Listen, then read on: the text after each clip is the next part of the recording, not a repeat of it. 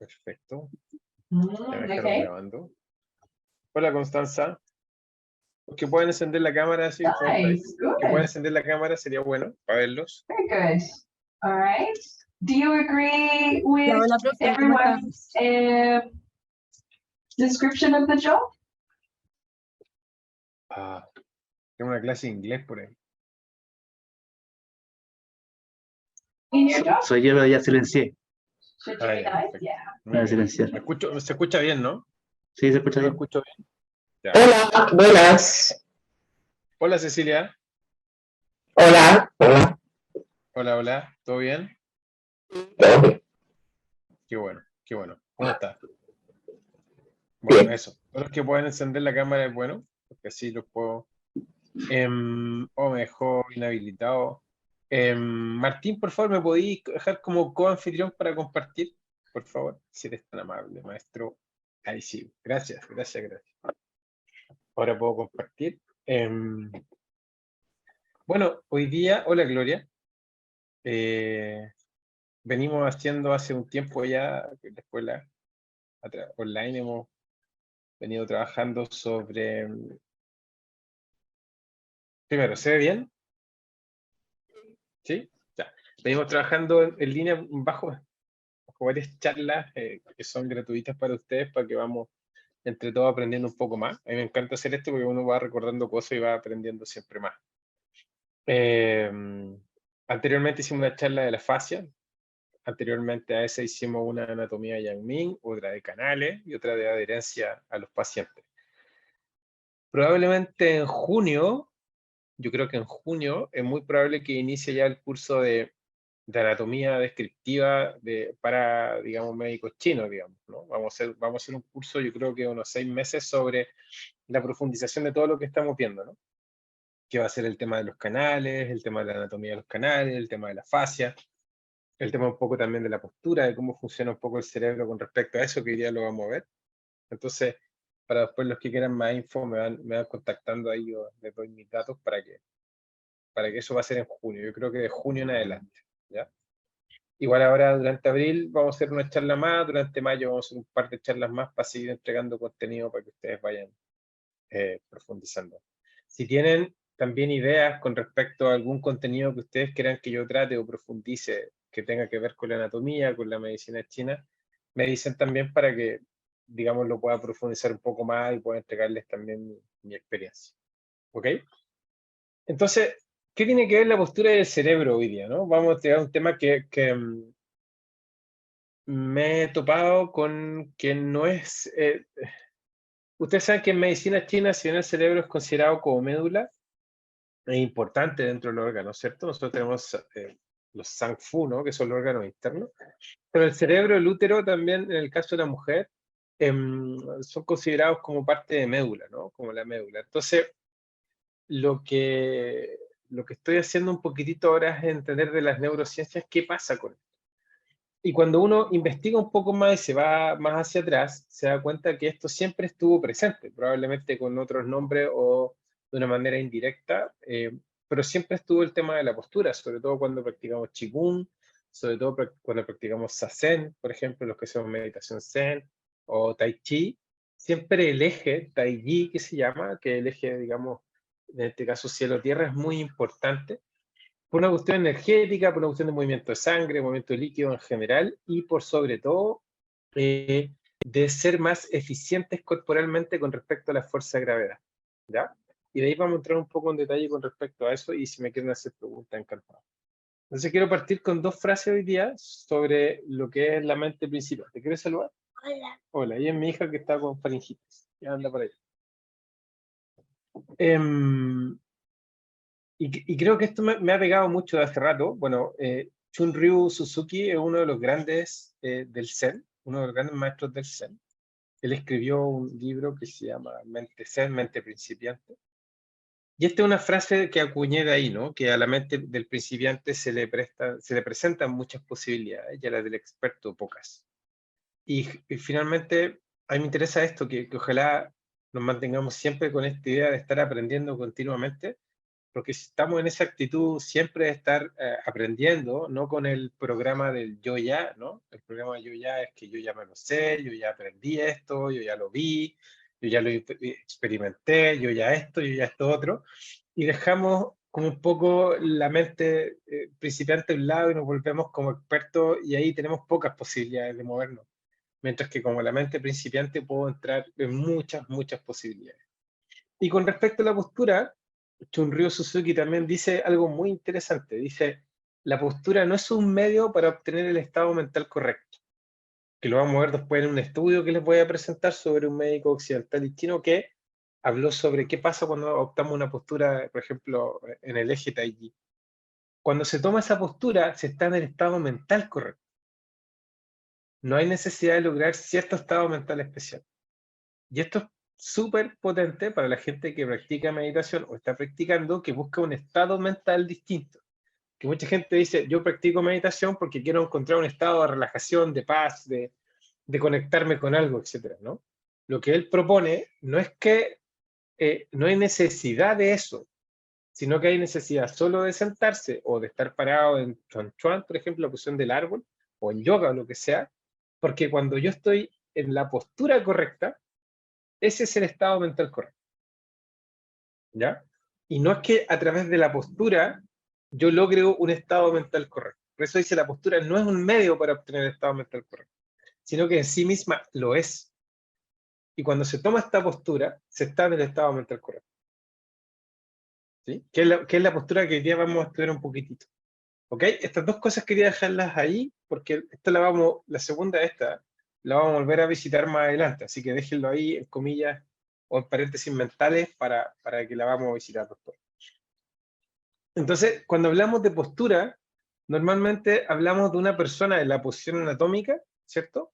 Pero también hablamos de una posición anatómica en el plano sagital. El plano sagital es el que divide el cuerpo en izquierda y derecha, que es lo que estoy presentando acá, donde vamos a encontrar distintas líneas gravitatorias del cuerpo. ¿Qué significa eso? Donde gravitamos principalmente nuestro balance, o sea, si nuestro punto de referencia de gravedad se mueve, se va a mover todo. Y eso subyace justo, o sea, y eso está debajo del ombligo, principalmente unos 3 o 4 que digamos, en este caso coincide con el tema de los Dantien, que se habla en chino, y Tantien, que se habla en japonés, que el tema es que nuestro punto de equilibrio está ahí en la pelvis. Si esto se desplaza, o sea, ustedes saben que nuestra columna tiene curvaturas que son fisiológicas, ¿no? Tenemos lo que conocemos en la columna, es la lordosis lumbar, o sea, la lordosis cervical, tifosis torácica, lordosis lumbar. Pero hay dos cosas que le tenemos que agregar a esto. Primero, la sifosis craneal y la sifosis sacra. ¿Ya? Son parte de una estructura importante lineal y no es solo la columna principalmente. Reitero, sifosis sacra, lordosis lumbar, sifosis torácica, lordosis cervical y sifosis craneal en este caso, ¿no? Estas curvaturas me van a permitir un correcto desempeño con respecto a cuando esté en la vertical, cuando esté erecto, ¿no? Cuando estamos en la posición erecta, ¿no? Donde la fuerza de gravedad baja, digamos, por mi columna vertebral y al llegar a la pelvis se divide en dos, ¿cierto? Ahí continúan los ejes y mi peso, y el peso se distribuye normalmente. Entonces, cuando este eje gravitatorio cambia, va a tener consecuencias más o menos nefastas en nuestra columna vertebral, y no solamente en nuestra columna vertebral, sino que en la manera en que nos paramos con referencia a que estoy de pie haciendo una clase o estoy en la fila de un banco, un supermercado, lo que sea, sino que también va a tener consecuencias en la manera en la que pienso, o en la manera, o en mi actitud que tengo, ¿no? Hablábamos la otra vez un poco de actitud corporal, de mi actitud mental, frente a que se ve muy, normalmente estoy transmitiendo el 80% de lo que ustedes están escuchando, lo están escuchando a través de lo que yo digo con mis manos y con mi cuerpo. Y el 20% solamente es lo que yo estoy hablando oralmente. Entonces, tu cerebro, o el cerebro de cada uno de ustedes, está continuamente decodificando mensajes que yo estoy dando. Y ese lenguaje es muy importante. Por lo tanto, la otra vez hablábamos de que si estoy en una postura encorvada, si estoy en una postura doblada, perdón, voy a estar generando diferentes acciones orgánicas internas y también en mi cerebro que sí o sí yo voy a transmitir. ¿Ok? Yo el otro día vi una imagen, y esto, a ver, yo creo que lo analicemos sin... Yo soy bien apolítico para mis cosas, ¿ya? No, de verdad que no me meto mucho en eso, tengo mi manera de pensar, pero, pero independientemente de eso, yo quería mostrarle una foto, perdón, pero con el criterio lógicamente formado de personas adultas que estamos acá, ¿ya? Para que después no me reten y todo que estoy haciendo campaña o no estoy haciendo campaña, pero les quería mostrar algo. Déjenme esto bajarlo. Acá. Y les quería mostrar lo siguiente. Déjenme bajar esto. Por ejemplo, cuando vemos esta imagen, lo que me interesa, ver la imagen, ¿no? Lo que me interesa es la imagen de más allá que quién esté en la imagen, es el lenguaje corporal de ella. ¿Ya? Si te fijan en cada una de las personas que está acá, todas las personas tienen un lenguaje corporal distinto. Las dos personas que están a la derecha están relativamente parecidas, pero hay una diferencia entre la mujer y el hombre con la pierna que tiene adelantada, en este caso la mujer. ¿Ya? ¿Te fijas? El hombre no, pero la mujer sí. Y pónganse un momento a pensar y analicen sus caras, analicen sus cuerpos con respecto no solo al mensaje que puede estar entregando verbal la persona que... Uy, se me cae esto.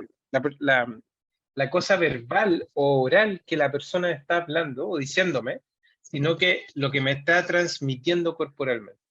Entonces, si aquí alguien quiere abrir su micrófono y decir qué observa corporalmente de estas personas.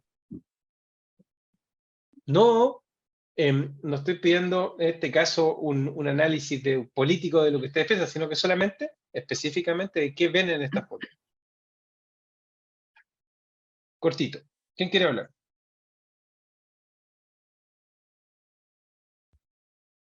Pueden decir lo que quieran, ¿eh? Pero posturalmente. Profe, Dígame.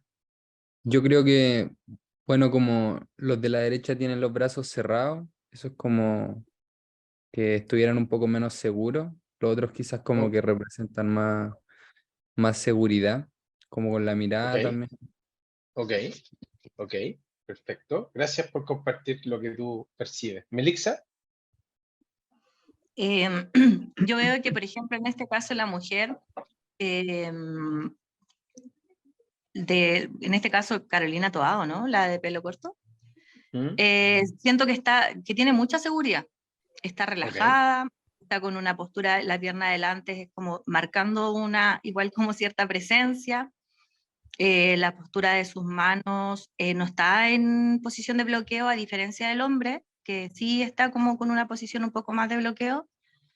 Sí, eso siento, que ella está como un poco más segura y que incluso está como con una posición más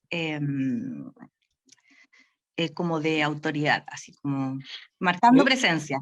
Eso. Gracias Melixa. Lo interesante de esto es que no estamos escuchando lo que está diciendo el señor que está ahí, ni estamos escuchando lo que estas personas pudieran haber dicho de esto, ¿no? Sino que solo estamos observando su postura.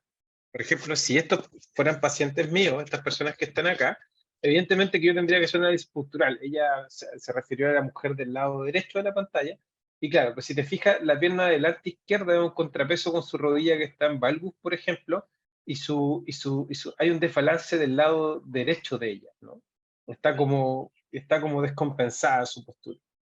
Entonces, aquí eso me está diciendo algo, no de lo que pueda estar pensando ella, que podría ser que sí, sino que me está dando datos corporales que yo podía usar en la clínica, ¿no? O si ella me consulta por algún dolor en específico. ¿Sí?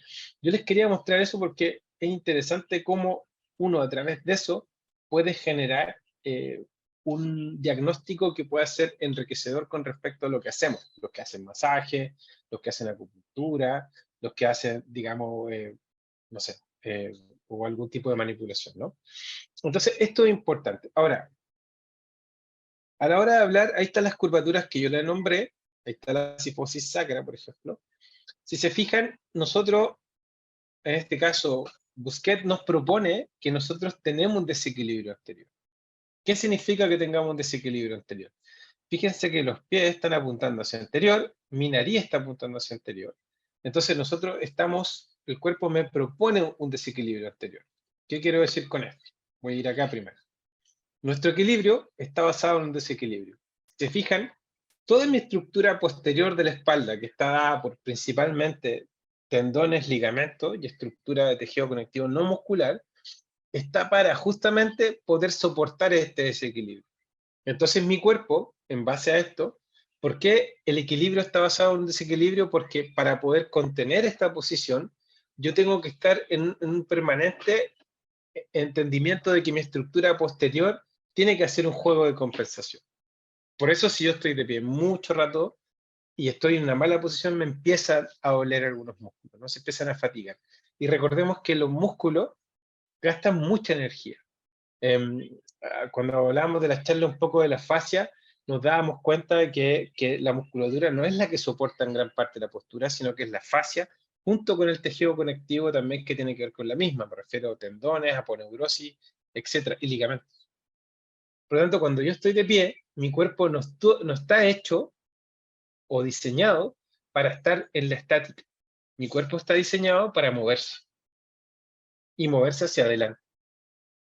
Por lo tanto, si yo no me muevo, sabemos que fisiológicamente tenemos dos grandes cantidades de líquidos que nosotros podemos asociar. Primero a las articulaciones, que es el líquido sinovial, ¿cierto? Que no solamente lubrica la articulación, sino que nutre el cartílago. Y por otro lado, el líquido que está contenido en la fascia. Sabemos que si nosotros dejamos de mover o vamos hacia el sedentarismo, la fascia tiende a llenarse más de colágeno y tiende a acartonarse. O sea, me pongo tenso, me pongo más rígido. Y cada vez que me trate de mover, voy a probablemente sonar más, o voy a sentir una arenilla en mi cervical, o mis hombros van a estar mucho más sonoros cuando me mueva, ¿no? Pues yo cuando me muevo, empieza a segregarse el líquido, entonces yo puedo tener lubricación, ¿ok? Ahora, ¿qué nos propone Leopold Busquet con respecto a la postura? Él nos dice que la coreografía de nuestros movimientos es la expresión de lo que somos en nuestro interior. Mira la frase que se tira. Se tira una frase potente, ¿ya? Repito, la coreografía de nuestros movimientos, cómo me muevo, cómo me desplazo, cómo me siento, etcétera, es la expresión de lo que somos en nuestro interior.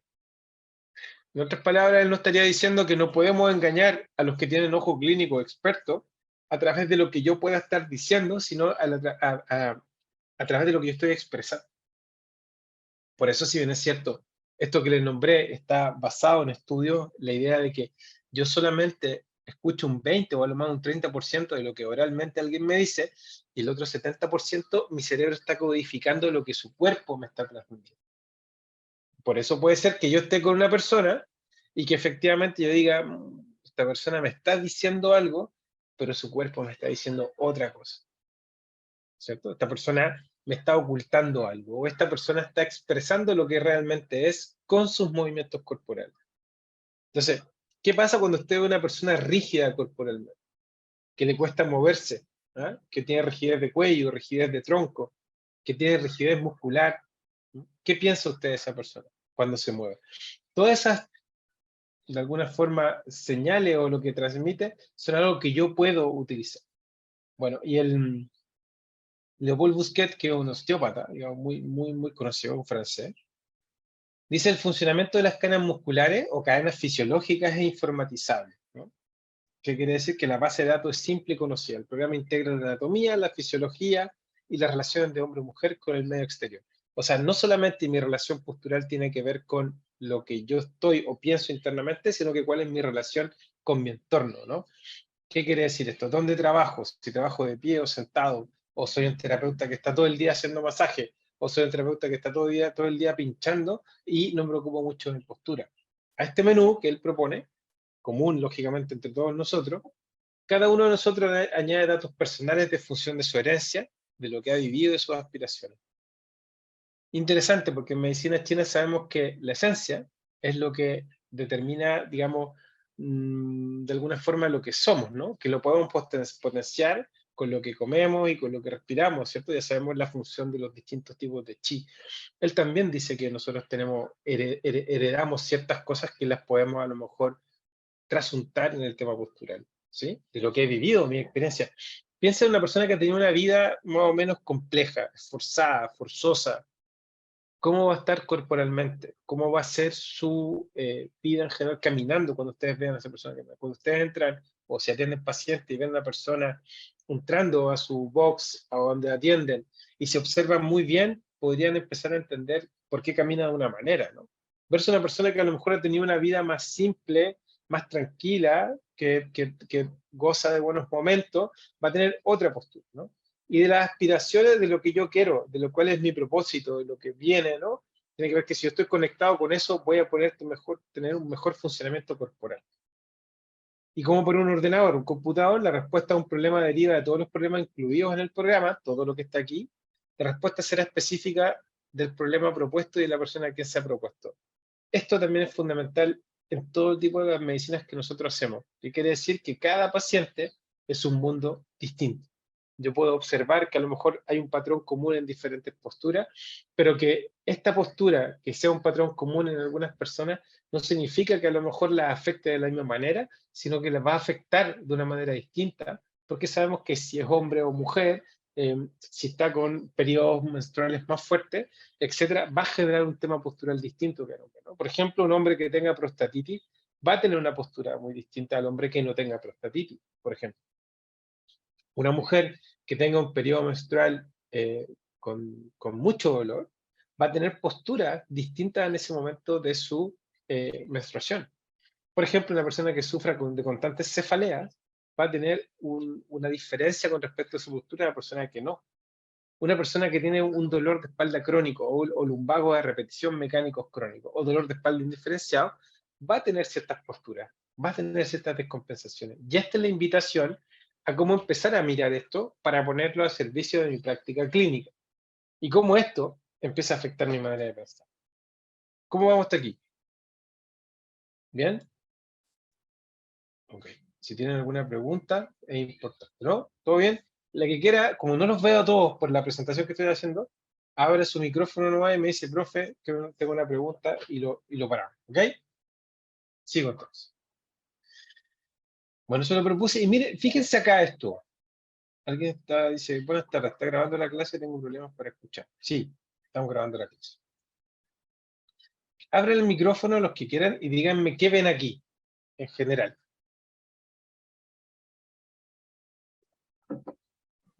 Escoliosis. Escoliosis, escuché por ahí. ¿Quién dijo escoliosis? Gloria, ¿o no? Francisca. ¿No? Francisca. Francisca. ¿Y qué escoliosis ven? ¿Qué sector de la columna vertebral?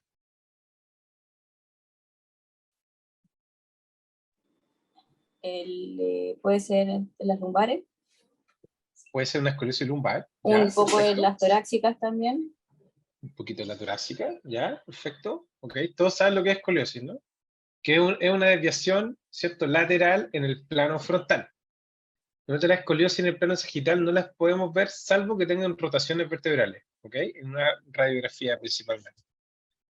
Ok, ok. ¿Y esta escoliosis qué estaría produciendo? ¿O qué me muestra el dibujo acá?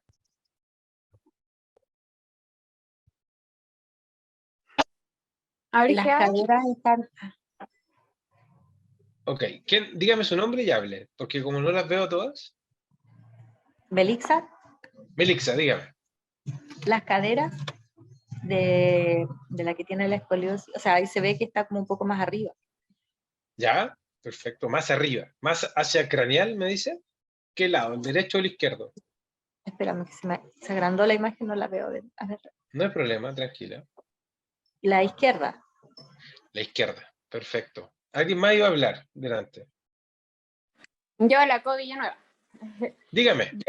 Yo observo que por los colores me imagino de que hay músculos que están con más sobreexigencia o que quizás que se encuentran como con un nivel quizás más fuerte de dolor por el hecho de que como que hay músculos como si la foto indicara como que les falta nutrición, como que les falta viveza.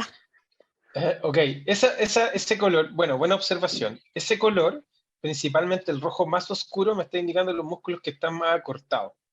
Versus los músculos más claros que me están indicando que no están haciéndola. Porque para que haya una escoliosis o una desviación, la musculatura, digamos, de donde va hacia la desviación se tiende a debilitar versus las que se acortan.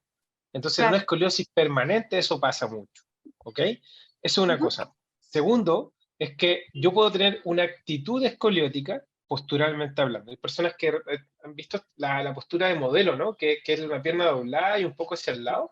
Bueno, esa postura escoliótica no es que la persona tenga escoliosis, sino que tiene una postura escoliótica. Aquí estoy mostrando, lógicamente, que hay una simetría de pelvis, ¿cierto? Vemos que la pelvis izquierda, o la hemipelvis izquierda, está más arriba, más hacia craneal, lo que el cuadrado lumbar de este lado me está indicando que está más acortado, ¿cierto? El glúteo menor me dice que también está acortado del otro lado, y la zona de los aductores izquierdos también, y la zona de los romboides menor y mayor está igual de tersa, ¿no? ¿Por qué? Porque la escoliosis tiende a ser más, más lumbar en este caso. Pero esto, aunque sea una postura escoliótica, o una escoliosis, me está indicando que posturalmente hay algo que esta persona, ¿cómo decir? Porque ustedes saben que la escoliosis, desde el punto de vista occidental, es idiopática, salvo que en algunos casos un órgano haya crecido un par, o una vértebra no se haya terminado de formar, son casos más extraños, pero en general la escoliosis es dice que es idiopática, o sea que no tiene un origen. Para nosotros sí lo tiene, no voy a entrar en ese detalle, pero lo que importa acá es que yo puedo observar que una persona tenga esta postura para determinar ciertas cosas, ¿no?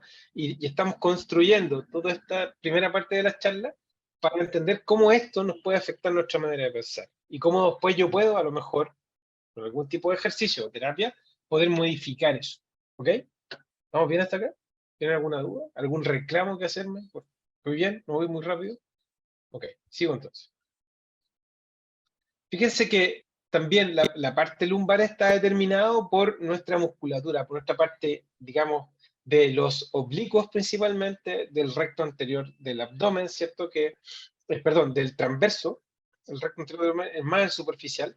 Los que están principalmente en este caso los que dependen de la postura corporal, en este caso la zona lumbar, va a depender de los músculos abdominales profundos. En este caso, el transverso del abdomen, que es la faja natural que tenemos, y de los oblicuos principalmente. El recto abdominal no tiene mucha influencia en el tema postural, sino que más que nada solo una cosa mecánica de flexión de tronco. ¿Ok? Esto es para que tengan una idea de que si tengo, por ejemplo, fíjense en este caso, en este rango, la pelvis está más hacia posterior, versus esto, posterior, perdón, y versus esto que es un poco más anterior, ¿ya? Si yo voy más hacia anterior con la pelvis, se llama anteversión de pelvis, y si voy hacia atrás con la pelvis, se llama más retroversión de pelvis. Y esto lo que va a generar es que voy a tener un problema, es la curvatura lumbar, ¿ok? Eso después lo puedo observar con una persona.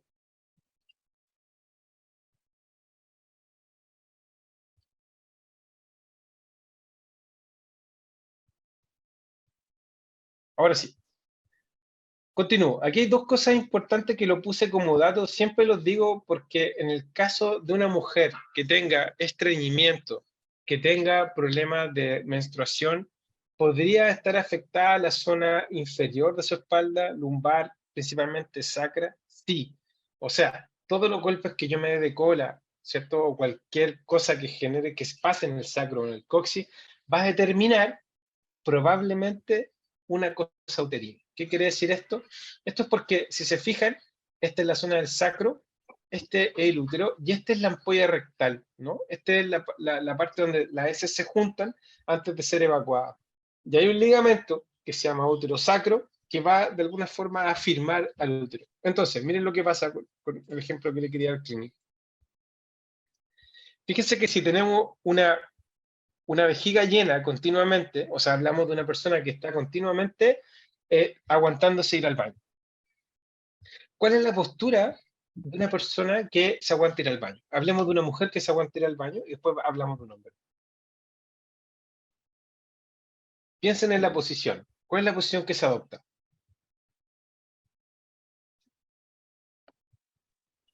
Como piernas apretadas, como el cuerpo rígido. Piernas Como juntas, exactamente. Piernas, rodillas hacia valgus, ¿cierto? O Sí. sea, hacia adentro, ya, perfecto. Y un poquitito, digamos, la pelvis, digamos, la zona de la lordosis lumbar, a rectificarla un poco, como para hacerle un espacio más a la vejiga. Si eso continuamente se repite, yo voy a generar una retroflexión uterina. Ustedes saben que el útero descansa hacia anterior, que tiene fisiológicamente una anteflexión, ¿ok? Que sería esto, digamos, ¿no? Pero en una postura, en una vejiga llena continuamente y que se aguanta continuamente, podría llegar a generar, no diciendo que esto genere siempre, podría llegar a generar una retroflexión uterina, ¿ok? Pero además si tenemos dos problemas juntos, o sea, tener una persona que tiene estreñimiento o que también se aguanta ir al baño, vamos a tener una ampolla rectal llena de materia fecal, una vejiga llena de orina y un útero que va a estar no sabiendo si va a estar hacia en retro o anteflexión. ¿Ok? Esto es esencial porque aquí está nuestro centro de gravedad, muy cercano a esto. Por lo tanto, estas cosas que pasan habitualmente en niños, por ejemplo, niños que estaba continuamente aguantándose ir al baño y lo estaban tratando de por un valgus de rodilla. O sea, le iban a poner plantilla y todo por tratarlo por un valgus de rodilla. El valgus de rodilla es que las rodillas están hacia adentro, por la posición que tomaba cuando se aguantaba. Y descubrieron que el niño efectivamente lo que hacía era aguantarse porque la profesora o el profesor no le daba permiso para ir al baño. Y eso estaba generando un problema mecánico en su rodilla, pero que era, digamos, se solucionó solo con que el niño fuera a orinar continuamente. Y el valgus de rodilla desaparece. No estoy diciendo que todos los valgus de rodilla sean así, lo que estoy diciendo es que eso puede generar una postura que podría llegar a confundir. ¿Por qué? Porque el niño no tiene ganas de ir. Otra cosa que sucede mucho acá es que muchas veces los niños también, o niñas que por estar jugando, se empiezan a aguantar las ganas de ir a número 2, normalmente esta materia fecal se empieza a secar y empieza a discurrir un líquido. Entonces a veces cuando tú le sacas el cuadro a la niña o el calzoncillo al niño, se ve una manchita. Y muchas veces uno piensa que se está haciendo pupú, como le digo a mi hija. Y efectivamente no es así, sino que efectivamente se está aguantando más que haciendo. Cosas clínicas para observar a los momentos de ver. ¿Ok? Ahora, esto tiene que ver con lo que quise poner acá, porque esto es parte de la charla anterior de las fascias, pero lo dejo aquí como para los que no estuvieron, que qué es lo que funciones que cumplen las fascias, principalmente de soporte, de forma, porque no ampliamos un poquitito en la charla anterior el concepto de biotensibilidad, que es este que está acá. Voy a mostrarlo. Que nosotros hasta hace un tiempo, hace harto tiempo atrás, se creía que el esqueleto era el que afirmaba toda nuestra estructura, ¿cierto? Pero este sistema de biotensibilidad, que significa que todas las estructuras, mis huesos, están conectadas pero no se tocan. Y al no tocarse, lo que hace la fascia es generar este espacio donde va a darle forma al cuerpo y soporta el cuerpo. ¿Ok? Esto es un concepto interesante porque cuando yo veo esto, lo voy a volver acá, voy a poder principalmente ver un esquema de lo que me propone, por ejemplo, la doctora Claudia Steco sobre la manipulación facial, por ejemplo, y lo que está entrecruzado entre los canales que ocupamos en medicina china y lo que está ocupado con los canales tendinomusculares. Todas estas cadenas fisiológicas están unidas entre sí. Y ella lo que ha descubierto con su trabajo de Atlas, tiene un atlas maravilloso de la fascia, que es el único que existe, ha descubierto, y tiene otro libro ahora que probablemente pronto lo tenga, pero es muy nuevo, que tiene que ver con medicina china y la fascia, ¿no? Y esta estructura lo que de alguna forma da razón es lo que tanto los chinos tan antiguos sabían y nos mostraban, y el conocimiento que tenían, y hoy día se está descubriendo a través de estas nuevas tecnologías que tenemos y los estudios, sobre que toda esta correlación que existe entre la fascia, entre los canales, y entre la estructura y mi manera de pararme. Esto es lo que planteaba el otro doctor, que después le pongo el nombre que no me acuerdo, que tiene que ver con, él hablaba de meridianos miofaciales, que él decía que estos meridianos no eran los mismos meridianos que se hablan en medicina china, pero cuando uno ve, por ejemplo, lo que él plantea como la línea posterior superficial de una dimensión únicamente de tensión, y hablamos de la línea posterior en un plano bidimensional, que es un área de influencia, nos damos cuenta que es muy parecido, o casi igual, al área de influencia que tiene el tendón muscular de la vejiga, por ejemplo, ¿no? Que lo vemos al lado derecho. ¿Sí? Es muy, muy parecido. Todas estas estructuras lo que hacen finalmente, o todas estas visiones, nos hacen enriquecer la propia para mejorar nuestra clínica. ¿Hay algo más que dejé por acá sin ver? El sistema de la vida. Perdón. Sí, eso ya lo vi. Y finalmente este tema de que, por ejemplo, aquí él propone esto de que dice el acortamiento de los meridianos miofaciales, que así los llama, o su desplazamiento puede observarse en bipedestación o en movimiento. Su evaluación conducirá a estrategias terapéuticas con un enfoque global. Entonces dice, ¿puede observar la imagen A y ver el acortamiento y los desplazamientos apuntados en la B? Entonces hagamos el ejercicio. Vean solamente la imagen A y traten de imaginar lo que él dibuja en estas líneas, tanto seguidas como punteadas, de lo que él está hablando como descompensaciones, de alguna forma.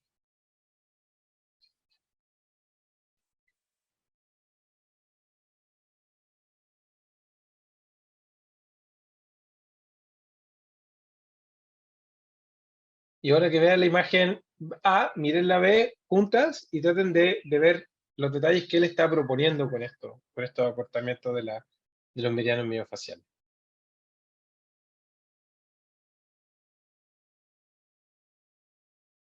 O sea, si solo miráramos la A, evidentemente, claro, yo puedo ver la descompensación de sus pectorales, su abdomen, el lado derecho, sus extremidades, digamos, superiores que no están dispuestas de una misma forma, su pelvis que no está dispuesta de una misma forma, y lógicamente la rotación del lado izquierdo para compensar sobre el lado derecho, ¿no? Siempre que hay una persona que tiene asimetría de pelvis, va a generar una alteración postural superior, digamos. No hay forma de que eso no ocurra. Ok. Bueno, y ahí está los meridianos tendinomusculares y los espirales miofaciales. Esto es lo que propone Claudia Esteco, que está completamente unido, ¿ya? Ella es una chica que se dedica, una doctora que se dedica al estudio de la fascia en Italia, ¿ok? Para que la busquen por ahí, se llama Claudia Esteco. Y vamos a la cosa un poco más ya de neurociencia, ¿no? Ahora vamos a la parte superior. Ya hablamos de toda la estructura y cómo está compuesta, a grandes rasgos, lógicamente. Y ahora vamos a ver cómo esto es postulado de lo que hace la doctora neurocientífica Nazaret Castellano. De hecho, todo esto está en su trabajo, ¿no? Que la postura influye en tu estado de ánimo. ¿Qué significa? Que el cuerpo sabe lo que la mente aún no se ha dado cuenta. Antonio Damasio, también un neurocientífico, junto con estos otros doctores, lo que hablaron fue de este experimento de Iowa, ¿no? Que este experimento de Iowa lo que él hizo es que descubrió con un manojo de cartas, que las personas predisponían al trabajo ahí, todas estas cartas al darse vuelta, algunas tú te ganabas una cantidad de euros y con la otra que dabas vuelta te perdías una cantidad de euros. Él se dio cuenta que la persona más o menos a las 80 veces, si no mal recuerdo, se empezaba a dar cuenta de cuándo ganar y cuándo perder. Cuando él experimentó con todas sus máquinas y sensores en las personas, se dio cuenta que su cuerpo de la persona se predisponía cuando iba a ganar o cuando iba a perder.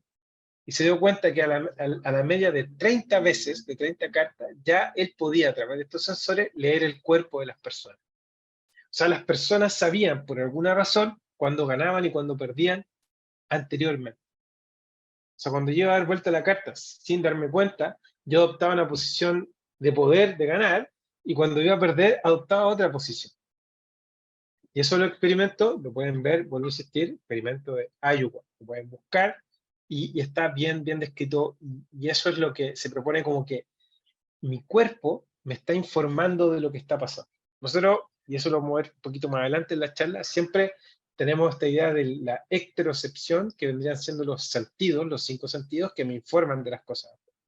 Pero olvidamos dos cosas, la interocepción y la propiocepción, que es lo que vamos a empezar a hablar un poco, que es la información que tiene mi cuerpo de lo que está pasando.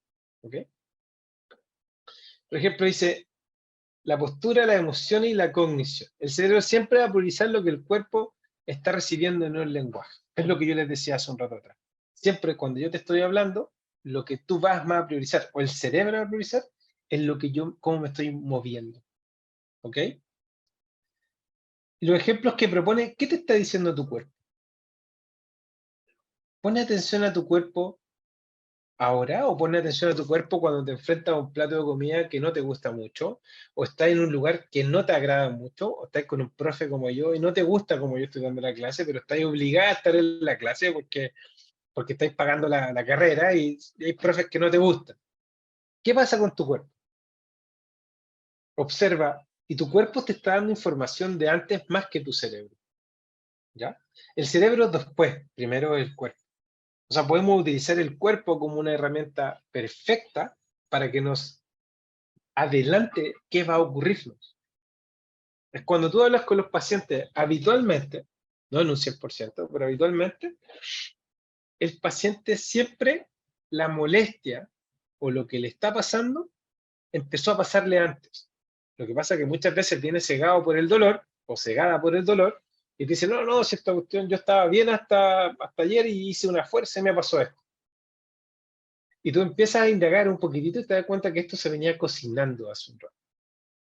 Entonces, cuando el paciente lo pones en esa perspectiva, el paciente empieza a entender que si está mirando para abajo, trabajando con un notebook continuamente, va a empezar a afectar su tema estructural. Y su espalda ya le venía diciendo, oye, me dolía la espalda, sí, a veces, pero se me pasaba, me tomaba un ibuprofeno o un Celoproxib y se me pasaba.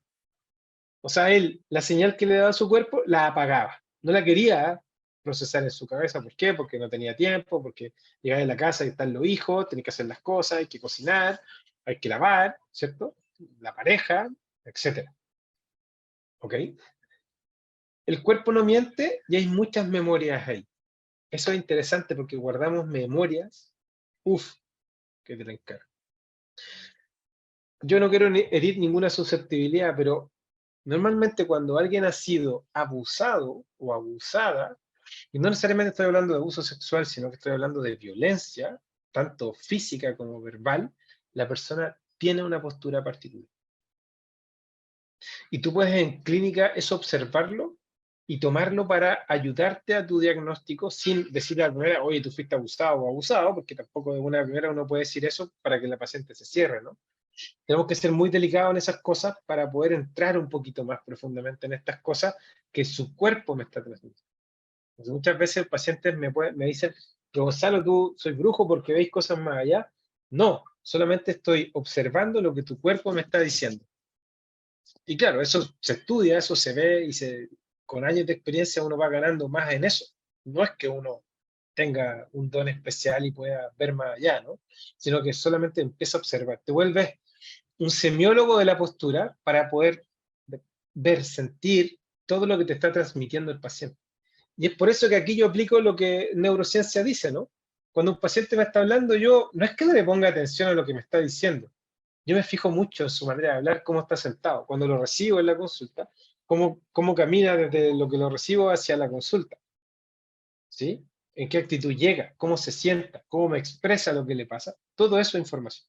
Pero observen el cuerpo de las personas y ese es un tesoro tremendo para mejorar su vida. El cerebro siempre va a estar monitoreando nuestra postura. ¿Qué quiere decir esto? Yo no puedo estar diciéndote que si estoy así todo chueco mirando para abajo, si yo te digo que estoy alegre, pues eso no va a tener mucha coherencia. Entonces cuando una persona está hablando y dice que está súper contenta y está así, evidentemente no. Siempre, como dice acá, lo que hace es que siempre está monitoreando. Por lo tanto, esto es exterior e interior también. Si yo digo continuamente que oye, que la vida pesa, que todo está mal, que la vida está cara, y vivo constantemente en ese juicio de que está todo malo, mi postura va a empezar a inclinarse y no voy a poder tener una postura mirando hacia el horizonte, y eso va a afectar tremendamente mi corteza frontal y va a hacer crecer mis amígdalas cerebrales, porque voy a estar continuamente en la irritación. Entonces, ante una situación de estrés, siempre voy a estar irritado. Y el manejo de emociones, la gestión emocional está en mi postura. El maestro Suzuki decía eso, o sea, por favor, toma atención a todo lo que haces. Cuando lees, cuando vas al baño, cuando estás barriendo, cuando estás cocinando, observa tu postura. Porque si tú bajas la mirada y pierdes la postura, tu cerebro va a divagar. Vas a divagar, continuamente va a divagar. Entonces me dice Gonzalo, porque no puedo quedar tranquilo porque estoy pensando en esto, estoy pensando en esto otro. Estoy pensando en 10 cosas a la vez. Pero si yo digo a los pacientes, mira, ven, siéntate aquí, siéntate en esta silla. Ponte en la postura, respira, toma aire, bótalo. Y los pacientes en general me dicen, dejé de pensar, o no estaba pensando nada. No es el objetivo que dejes de pensar. El objetivo es que puedas ver todo lo que te ocurre, pero desde un observador. Para que no te sientas todo el rato atacado por la vida, observa la vida. Y eso se hace continuamente en el trabajo postural. Eso va a determinar mi actitud frente a lo que pasa. Voy a estar acá, es que está todo tan malo, o voy a estar acá, ¿cuál es mi oportunidad de mejora aquí? ¿Cuál es lo que voy a tratar de solucionar o ver de otra forma? Lo voy a conversar con esta persona, lo voy a conversar con esta otra. Entonces, todas estas cosas que el cuerpo me está diciendo, el paciente las va a expresar en su manera de pensar y de sentir. Es inevitable que eso no vaya de la mano. Entonces, William James, que es un filósofo de 1800 y un psicólogo, proponía que esto, no lloro porque estoy triste porque lloro. ¿Qué significa esto? Que la emoción, él proponía, su tesis, su hipótesis era que la emoción en el cerebro es abstracta, o sea, tiene que pasar por el cuerpo para que se pueda entender. ¿Me hago entender? O sea, no lloro porque estoy triste, sino que estoy triste porque lloro. Por eso es tan importante esta idea de que utilizamos el cuerpo para dar sentido a los conceptos abstractos. Entonces, sonríe porque te sentirás por lo menos alegre. Si tú, aunque estés triste, estás continuamente tratando de sonreír o te pones en una actitud de meditación sonriendo, tu cerebro va a conectar eso con recuerdos o con ideas de alegría, aunque tú no estés alegre. ¿Se entiende? Si yo estoy en una actitud corporal triste, ¿qué va a pasar con mi cerebro?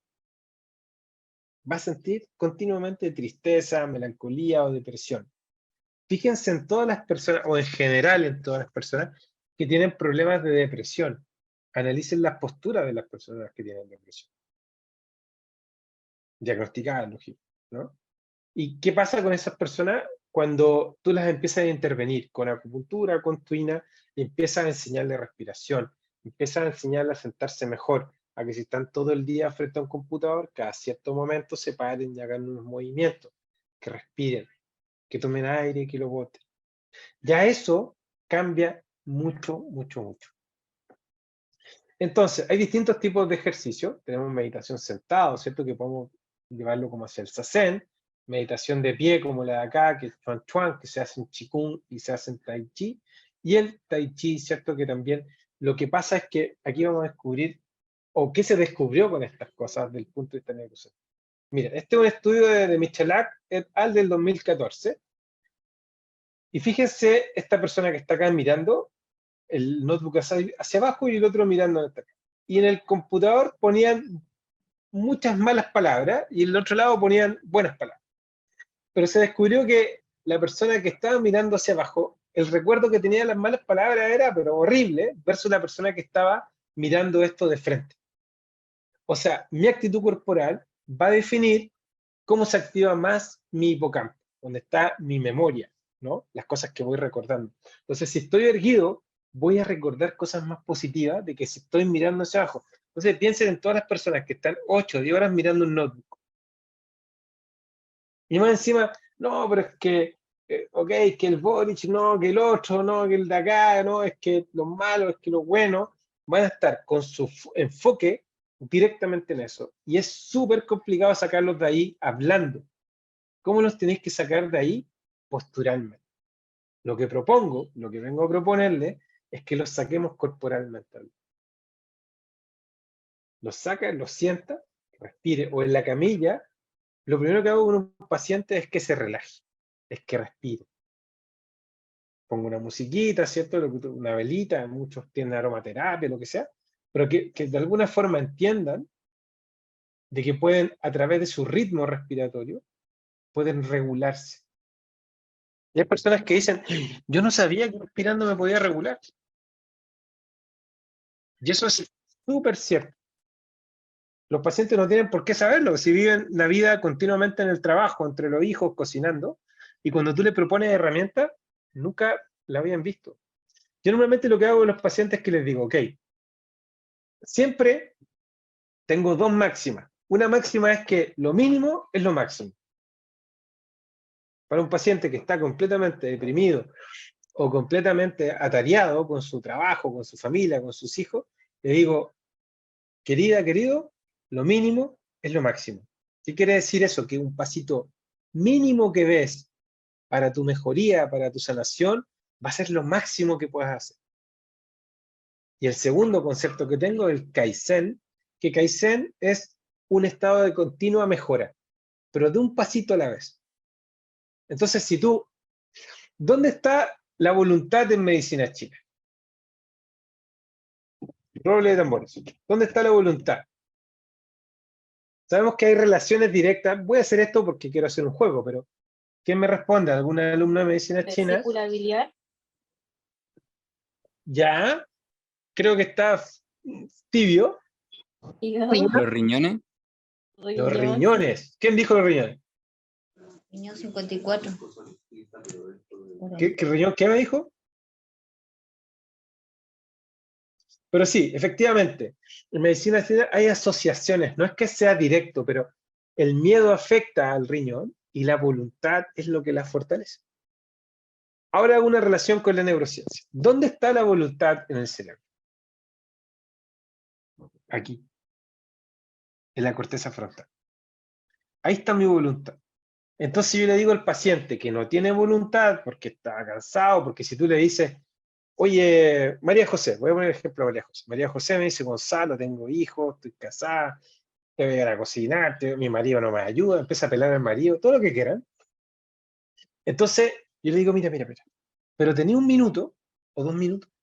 Sí, tengo. Entonces en esos 2 minutos, enciérrate, busca y solo respira y le doy un ejercicio específico. Y hace 2 minutos durante una semana, 2 semanas que nos dejemos de ver y después cuando nos vemos de nuevo agregamos algo más. Su actitud frente a eso va a ser más abierta que tú le digas, no, pues que usted tiene que hacer ejercicio, ¿cómo se le ocurre? Comer bien, etcétera, y le empezáis a juzgar más encima. La María José se va para abajo y decir, puta, otro más que me reta. En vez de darme una solución, me reta. Entonces, le das una solución que puede hacer y su cerebro se abre. Entonces, su actitud frente a lo que le está pasando empieza a cambiar.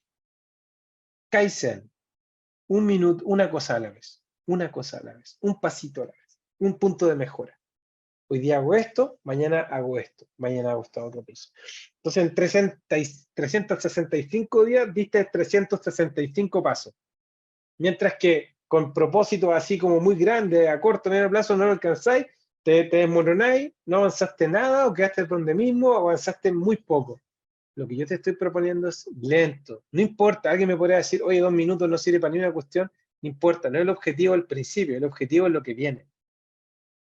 El objetivo, una aguja cambia mucho las cosas, no, pero el tratamiento sí. Esto es sumatorio. Por lo tanto, como la corteza está acá, lo que hacemos para trabajar la voluntad es, de alguna forma, como agrandar el espacio donde está mi recompensa. O sea, de alguna forma empiezo a jugar con eso. Como mi cerebro quiere una recompensa continuamente por hacer algo bien, yo de alguna forma dilato esa recompensa un poco y digo, ok, si quiero bajar 10 kilos, ok, tengo que empezar a hacer algún plan, tengo que asesorarme, tengo que hacerme esto, tengo que hacer esto otro, bueno, ¿por dónde empiezo? Empiezo básicamente por hacerme asesorar. Entonces, ok, si quiero bajar 10 kilos y como todos los días papas fritas, a lo mejor no puedo dejar las papas fritas al tiro, pero me como 3 días a la semana papas. Y todos esos cambios, y alguien me va a decir, oye, pero Gonzalo, ¿está comiendo papas fritas todavía? Sí, pero estamos haciendo un trabajo para tu cerebro. Hay personas que sencillamente no pueden hacer cambios radicales versus que otras sí pueden. Pero no todos somos iguales, no somos ecuaciones matemáticas. Somos personas, individuos con experiencias distintas de vida. Por lo tanto, yo no puedo ponerme adelante de ti diciendo, pero ¿cómo eres tan tonta? ¿Cómo eres tan tonto? ¿Cómo soy acá? ¿Cómo soy acá? Si no te doy la posibilidad de ir ejerciendo esto paso a paso. Puedo algunas veces apurarte, puedo algunas veces empujarte o retarte en términos de reto, no de enojarme, sino de darte un reto, pero una vez que ya empiezas a estar preparado. ¿Se entiende? Entonces, imagínate con estas cosas, si la persona está mirando abajo continuamente y le dicen que es un tonto, que el trabajo no lo tiene cuando corresponde, esa persona se va a creer que es tonto, que no es capaz, y va a estar continuamente en un estado depresivo. ¿Ok? Pero por otro lado les tengo esto de Amy J. Cuddy, ¿no? Que es esta psicóloga también, que propone las posturas de poder. Entonces, lo que dice ella es que adoptar esta postura de poder de la Mujer Maravilla, de Superman, lo que sea, 2 minutos, va a generar un estado distinto en tu cerebro para enfrentar tu día. Entonces, el hecho está con que el día que te sientas peor es cuando más uso esto. Cuando yo siento que la vida me pesa, cuando no son las cosas como las planeé, me pongo en esta postura de poder. Y hácela, porque así como decía el maestro Suzuki, que si te pones en la posición, vas a estar en el estado mental correcto. ¿Cuál es el estado mental correcto? ¿Cuál es la mente zen? Es el estado permanente de la mente principiante. ¿Qué significa eso? Que vaya a estar como un niño aprendiendo todo lo que estás haciendo o todo lo que haces independientemente que ya lo has hecho. Es como que, Gonzalo, ya sé escribir, ya sé hacer esto. Como el programa Yuya que les decía, ¿no? Pero escribe tu nombre como si fuera la primera vez que lo escribes. Hazle ese ejercicio a un paciente y cuéntame después. Escribe el nombre de tu hija o de tu hijo como si fuera la primera vez. ¿Pero cómo lo voy a hacer? Mira, fácil. Relájate y hazlo como si fuese lo vaya a empezar a conectar con cosas que no está conectado y va a empezar a ver la vida y pensar de otra manera. Este estrés va a empezar a disminuir un poquitito y vaya a empezar a ganar más corteza cerebral y la amígdala va a decrecer. Va a haber menos cortisol, ¿cierto? Y va a haber más endorfina, más dopamina, ¿cierto? Voy a empezar a dormir un poquito mejor. Ya no me voy a levantar 3 o 4 veces al baño a orinar. Ya no voy a estar soñando continuamente, etcétera. ¿Ok? Entonces las bases neuronales de la mente-cuerpo, de lo que propone la doctora Nazaret Castellano, es lo que hablábamos, ¿no? La propiocepción, la ectorecepción son los 5 sentidos. Y la interocepción son las sensaciones que vienen de nuestro cuerpo. La propiocepción, que está en las articulaciones, el esquema corporal, moción del cuerpo, ¿dónde estoy parado, no? Entonces, lo que decía Antonio Damasio es que las sensaciones del cuerpo son las emociones que guían la toma de decisiones. Aquí alguien de antes dijo la vesícula biliar. Sí, la vesícula biliar es la que corta el queque en medicina china, por lo menos, ¿no? Entonces, aquí te amplío un poquito la idea y te digo, las sensaciones que tú sientes en el cuerpo, en la guata, cuando te gusta alguien, cuando no te gusta alguien, cuando alguien me dice, Gonzalo, yo estoy triste, ya, ¿dónde sentí esa tristeza? Cuando alguien me dice, estoy alegre, ¿dónde sentí la alegría? Trato de conectarlo con el cuerpo. Hay personas que están desconectadísimas de su cuerpo. Aunque sientan dolor, no saben de dónde vienen. Es como que, oye, no, es que tengo mala suerte, es que hice esto, me pasa esto otro. Les digo, pero para, piensa un poquitito y hagamos esto. Para, como, trae tu mente aquí. Tu mente está allá, está acá, trae tu mente aquí. Y dime qué sensación tenía el cuerpo. ¿Qué emoción sentía? ¿Dónde la siento? Porque eso es fundamental para tomar decisiones. ¿Cuántas decisiones con la cabeza caliente hemos tomado y nos sale todo para el lado de los quesos? Y cuando nosotros decimos, ok, voy a respirar, voy a conversar, voy a tomar una decisión consensuada, normalmente es distinto. ¿Ok? Y la interocepción, esta idea, está en la ínsula, que es la parte como central del oído hacia adentro. ¿Y qué tiene que ver esta ínsula cuando yo me conecto con ella? Primero, detección de errores. ¿No sería ideal que tuviésemos una luz que saltara cuando cometemos un error y no juzgarnos por eso? Ahí está el nuestro albedrío, el reconocimiento, mi toma de decisiones, la metacognición, la percepción del tiempo, de la temperatura y dolor, reconocimiento de uno mismo, percepción musical y rítmica, sentido materno, reconocimiento de voces felices, hacer sonreír o sonreír uno mismo. ¿Cuántos hoy día están enojados o están tristes? ¿Cuántos? ¿Cuántos están alegres? no los puedo ver a todos, ¿no? Esto es como hacer una charla veo 4 o 5 personas y los demás no sé si están como están, ¿no? Espero que les sirva lo que yo estoy diciendo. Pero de alguna forma es como empezar a entender y comprender que empiezo a desarrollar mi cuerpo, mi cerebro, para poder comunicarme internamente, para saber cómo estoy, cómo me siento, qué es lo que pienso. Ahí tienen un estudio, ahí está en PubMed, de la mente-cuerpo y las terapias que producen desinflamación desde el punto de vista biológico. Y aquí es interesante porque acá el doctor Guy Yuan Tang, que es un doctor occidental y también es un médico chino, descubrió que la meditación y el entrenamiento a corto plazo mejora la atención y la autorregulación. O sea, descubrió que empiezo a generar más ondas alfa. Cuando yo genero ondas alfa en mi cerebro, lo que hacen estas ondas alfa son como los policías de pensamientos disruptivos, pensamientos distractores.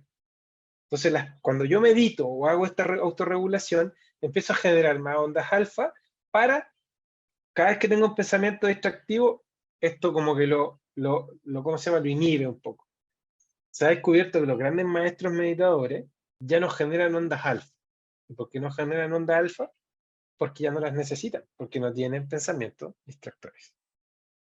Entonces lean, ahí está la página, les dejé para que lean este estudio, lo interesante que es, para que lo vean. Y aquí está la posición de Tuan Chuan, por ejemplo, o lo que vemos en medicina china. Los que entendemos más de medicina china, vamos a entender de que cuando nosotros estamos en una posición erguida y no estamos conectados, Ming-Men y Chuan-Ke, que es el punto, digamos, la puerta de la vida, y Chuan-Ke, Ren 8, están en desequilibrio. Cuando llevo el coxis hacia adentro, cuando estoy en la posición de Chuan-Chuan, lo que hago finalmente es conectar estos dos puntos que generan un movimiento tremendo. También se los dejo ahí para que lo empiecen a mirar. Ahí está el Chuan-Chuan que yo les decía, que ahí está finalmente explicado qué tengo que relajar, qué tengo que mover, la posición de las manos, la posición de los hombros, lo que se produce fisiológicamente. Y el movimiento suave y lento aumenta la propiocepción, que significa que no es lo mismo hacer este movimiento que hacer este movimiento suave.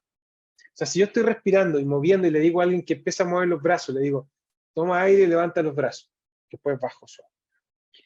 Y después lo hago de nuevo. Tomo aire, en Qigong se da mucho eso. Lo que estoy aumentando cerebralmente es una cantidad de propiocepción, además, y la cantidad de redes neuronales nuevas que se van a hacer, que voy a generar una riqueza importante en eso. Sabemos que ya con estos ejercicios voy a modular finalmente la autorregulación y la atención, donde yo pueda poner mi foco. Eso, queridos, muchas gracias. Ahí están mis datos, mi mail, mi Instagram. Si quieren pedirme esta presentación, encantados. Y les dejo unos minutos para los que me quieran preguntar cosas.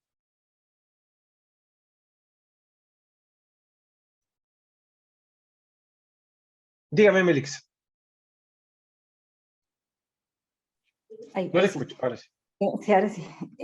No, es que me está haciendo mucho sentido y bueno, yo aparte de estudiar medicina china, soy educadora diferencial, entonces trabajo con estudiantes con muchas necesidades educativas especiales y entre eso, por ejemplo, con el déficit atencional. Entonces me hace sentido lo que tú estabas diciendo ahora, de que si nosotros hiciéramos consciente a los niños de su postura y de sus movimientos, por ejemplo, podríamos bajar esa hiperactividad que ellos tienen. Absolutamente. Yo así busco cosas y lo hago en clase como pausas activas para lograr la atención cuando estamos haciendo un contenido que es un poco complejo y funciona, pero es un trabajo intenso con los niños que tienen déficit atencional. Sí, o sea, Con bueno, y los niños hiperactividad.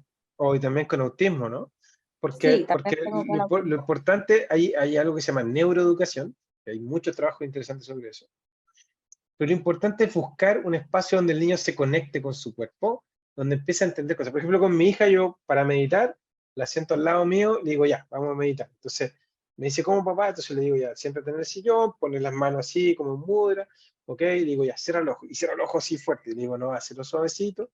Y estamos un minuto respirando, y me dice, ¿ya papá? Ya papá. Le digo, pero ya esa conexión que ella está haciendo, y tengo un altarcito chiquitito, entonces cuando yo prendo la vela, ella junta las manitos, y cierra, está haciendo conciencia de a poco, ¿cierto? ¿Cierto? Está haciendo conciencia de a poco, ¿cierto? ¿Cómo hacía oración ahí, cuando se hacía juntar las manitos? Entonces, de alguna forma, estamos haciendo un trabajo de conciencia de a poco para producir estos cambios cerebrales. Pero es como tú bien decías, es un trabajo arduo, pero cuando se hace como Kaizen, como paso a paso, y le voy dando un sentido, los niños cambian tremendamente. Muchas gracias por tu comentario, Melissa. De nada, Soraya, gracias a ti. ¿Quién más quiere decir algo, comentar algo, decir un reclamo, una propuesta? Verónica. Hola, gracias Hola. por la charla. Sí, tengo como, no sé, como una inquietud desde la perspectiva que instalas todo esto, parte desde que hay una postura correcta o incorrecta. ¿Esa es la pregunta? Sí. La postura así como correcta o incorrecta, hay definiciones, por supuesto. La postura correcta sería tus ojos mirando hacia el horizonte, que tus hombros estén alineados con tus oídos. Y digo la postura desde los ojos porque cuando los ojos no miran el horizonte, normalmente bajo la mirada, ¿no? Y ahí mi centro de gravedad cambia. Entonces, mirando el horizonte con mi vista, mis hombros alineados con mis oídos y mis caderas alineadas con mis talones, ¿ya? Esa postura debe ser una postura que yo pueda sostener tranquilamente. Ahora, con el tipo de trabajo que tenemos, con la actividad diaria que tenemos, eso es complicado porque la persona le hace pararse y le dice, oh, pero me duele la espalda, voy acá. ¿Por qué? Porque evidentemente su postura frente al trabajo, frente a lo que hacen, su higiene corporal no es, o no la conocen, o no han tomado conciencia con eso. Por lo tanto, normalmente los que hacemos masaje o estamos en contacto con el cuerpo, normalmente lo que tenemos que hacer primero es soltarlo para que después empiecen a buscar, porque la persona que se para después de ser atendida me dice, wow, me paro de manera distinta o estoy de manera distinta. Entonces, la postura incorrecta sería el aumento de las curvaturas, tanto cifosis o lordosis, en aumento que se llama hipercifosis, o en disminución que se llama rectificación, tanto en la lordosis como en la cifosis, tanto, como yo te decía, craneal, cervical, torácica, lumbar y sacra. Cualquier alteración en esas posturas, estamos hablando de una postura incorrecta. Eso. ¿Está bien, Verónica? ¿Sí? Bueno, está bien. Caro. Hola. Hola. Bueno, me hace mucho sentido todo porque también estudié con la Nazaret Castellano. Ah, buenísimo. Sí, buenísimo esa clase. Y soy instructora en meditación, entonces sabemos que la Perfecto. postura lo es todo. Y aparte desde la perspectiva psicológica, corporal, emocional, hoy en día ya se sabe que podemos trabajar incluso con pacientes desde haciéndoles ejercicios de tipo postural para ir cambiando luego patrones y todo. Entonces está súper buenísimo ver esta información desde la medicina china. Todo se complementa al final. Pero te quería hacer una pregunta. Dígame. Supone que el cuerpo, ¿no es cierto?, habla el 80% de la información y el otro 20% es lo que uno dice. Pero entonces, según esto, yo podría utilizar ciertos movimientos para que a lo mejor la pregnancia de la información que estoy diciendo sea mayor. Absolutamente. ¿Sí? Absolutamente, porque esto no es solamente lo que me están transmitiendo, sino de lo que yo quiero transmitir. Entonces, muy interesante. Ahora, esto que estamos haciendo es menor porque estoy en un cuadrado chiquitito, ¿no? Me muevo las manos y mi cara, no me ven mi cuerpo entero, ¿no? El tema es que no solamente lo utilice yo observando a alguien, al paciente, sino que yo también puedo utilizarlo con lo que yo quiero decir. Por eso, si se fijan, las personas que han estudiado esto de las posturas corporales, ¿cierto? El lenguaje corporal, vemos, por ejemplo, Obama era un tipo perfecto en eso, ¿no? Ujú. Si tú lo ves en todos los videos donde él, su actitud corporal, lo que dice, es tremendamente penetrador porque estudió a la perfección eso. Ustedes saben que Hitler hizo lo mismo, digamos, cuando él, los discursos que hacía, en el estudio que hacía, y la raza que tenía cuando era escuchado, era por eso. Todas estas personas que tú lo puedes utilizar lógicamente para algo positivo o algo muy negativo, ¿no? Pero si tú empiezas a entender que puedes expresar más con tu cuerpo que con lo que dices, al paciente yo utilizo eso. Entonces siempre el paciente yo lo tengo de frente y estoy comunicándole lo que yo le quiero comunicar en términos clínicos, pero con mi cuerpo. Entonces le digo, siéntate, párate, lo toco, párate acá, mira, sentí esto, sí, perfecto. Ahí me aseguré de que el paciente va a internalizar eso. No todo el tiro, pero va a empezar. Pero, ¿y aquí la congruencia es importante? Es que no podrías no tenerla. Ya, Sobre todo, claro, para o poder sea, comunicar correctamente en el fondo. exacto. Mm. Y eso es, las personas a veces son conscientes y a veces no, pero hay personas que tú les estás hablando, diciendo cosas, y tú decís, oye, si es que fui al médico y escuché a este médico, y no pasó nada. Primero porque cuando me hablaba nunca me miró, por ejemplo. A lo mejor me dijo todo lo que era cierto, pero nunca me miró. Y desconfío totalmente de él, ¿cierto? Entonces, esa incongruencia, por más que tú seas una letrada, una capa en lo que haces, si estáis todo el rato mirando para abajo hablándome, no, ¿cierto? Si el paciente me está mirando para abajo cuando me dice, yo entiendo lo que le pasa y le puedo ofrecer herramientas para que empiece a entender que lo que me está transmitiendo viene de su cuerpo, de su manera, y eso está de alguna forma minando su manera de pensar. Así que tengo que hacer, trabajar internamente con su cuerpo para que empiece a entender que tiene que levantar la mirada, que tiene que tener una actitud de agradecimiento. Y ahí empezamos una serie de ejercicios que permiten que el paciente empiece de a poquitito a como tener otra mirada, otra observación. Y que heavy igual porque esto los profesores como que si lo supieran, no sé, siento que podrían beneficiarse un montón. O sea, los niños podrían estar mucho más atentos y lo junto con lo que decía Melixa, ¿no? Con los niños con déficit de atención, que al final necesitan moverse para poder prestar atención, ¿no? Eso es lo que tengo entendido. No Sí, soy absolutamente. yo profesional de eso, Absolutamente. Es como, y además ser ¿cómo se llama? Conscientes de su cuerpo. pero... Porque hay niños que tienen hiperactividad que no tienen esquema corporal, que no saben dónde están parados, ¿ya? Que tienen problemas de tiempo y espacio, se golpean, son torpes con el cuerpo, porque justamente les falta eso. Pero no solamente eso, imagina por un momento, no sé, cuando veía a un político hablar. Yo normalmente cuando escucho a un político no cierro el ojo, al contrario, cierro los oídos y lo miro. Y después veo si lo que me gusta, si lo que dice me gusta o no. Pero yo observo el cuerpo y digo, no, este tipo. O digo, sí, este tipo sí. Y después escucho lo que está diciendo, wow, y me entró y digo, uy, sí, qué buena manera de ver las cosas. Pero de repente veis gente hablando y tú decís, ¿y estos tipos están como autoridad? Bueno, ahí está, ¿no? Porque finalmente es como, tú decís, chuata, esto realmente es innegable que no puedes esconder lo que estás pensando y sintiendo. Sí. A los ojos clínicos. Me pasa muchas veces con los pacientes que tengo pacientes que se autorregulan con movimientos, que dicen que ellos no los pueden controlar, pero empieza como el temblorcito en la mano o los ritmos, como que son como compensaciones que ellos hacen, como me dice que por ahí boto energía, como una cosa así, como que tienen como mucha retención energética y en las noches también cuando se acuestan movimientos involuntarios en donde dicen que regulan su energía de esa manera, como de un cúmulo energético que tienen, de sensación en el cuerpo. Pero también es muy interesante porque habla como del hecho de que la persona igual es inquieta de por sí, entonces eso ya te da como un caminito por donde vas.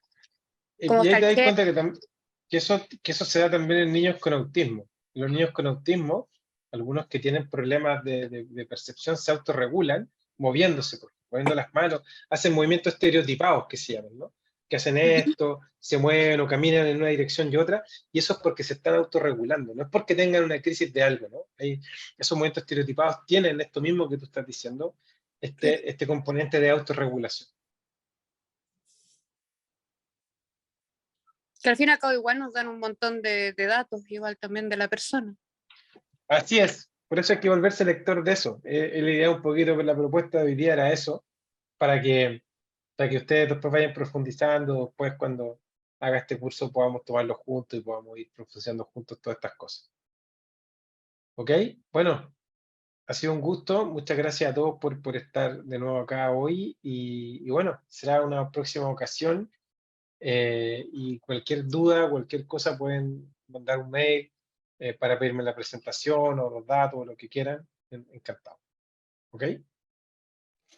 Gracias, profe.